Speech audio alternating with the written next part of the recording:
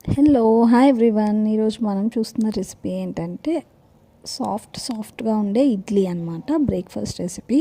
So మనకి first మనం idli batter ready చేసుకోవాలి. ముందు రోజు మనం ఏంటంటే ఒక గ్లాస్ మినపప్పుకి 3 గ్లాసెస్ ఇడ్లీ రవ్వ నానబెట్టుకోవాలి. అండ్ అలాగే మినపప్పుని మనం గ్రైండర్లో యాడ్ చేసుకున్న తర్వాత ఆ రవ్వని బాగా వాష్ చేసుకొని ఆ రవ్వని ఇందులో యాడ్ చేసుకుని కలుపుకుంటే మనకి ఇట్లా మంచిగా ఇడ్లీ బ్యాటర్ రెడీ అయిపోతుంది. దాన్ని మనం ఒక చిన్న గిన్నెలోకి తీసుకొని కొంచెం సాల్ట్ అండ్ వాటర్ యాడ్ చేసుకోవాలి. యాడ్ చేసుకొని కొంచెం మిక్స్ చేసుకోవాలన్నమాట.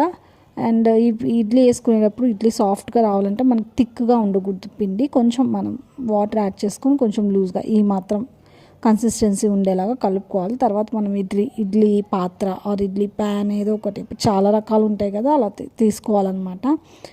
సో మనం ఏం చేయాలంటే ఇడ్లీ ప్లేట్లు తీసుకొని అడుగును మనం కొంచెం వాటర్ యాడ్ చేసుకోవాలి.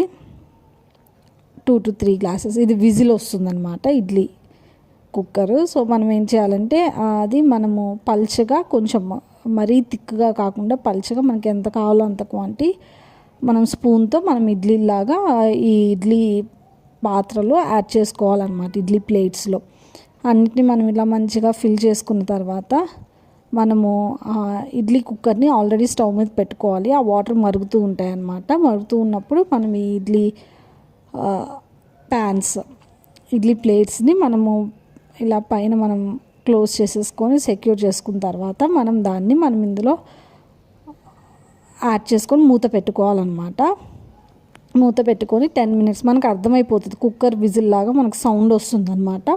ఒక 10 minutes ఆ సౌండ్ బాగా వచ్చేంతవరకు ఉండనివ్వాలి. తర్వాత సిమ్లో చేసుకొని ఒక 5 minutes ఉంటే పర్ఫెక్ట్గా ఇడ్లీ రెడీ అయిపోతుంది. చాలా సాఫ్ట్గా ఉంటుంది, టేస్టీగా ఉంటుంది. తప్పకుండా మీరు అందరు ట్రై చేయండి. దీనికి మనకి టొమాటో చట్నీ కాంబినేషన్ బాగుంటుంది, పీనట్ చట్నీ బాగుంటుంది కాంబినేషన్, కారపొడి నెయ్యి వేసుకుంటే చాలా బాగుంటుంది. చూసారు కదా, వెరీ క్విక్ అండ్ ఈజీ, చాలా హెల్దీ లైట్ ఫుడ్ అనమాట. పిల్లలందరికీ చాలా బాగుంటుంది. Thank you.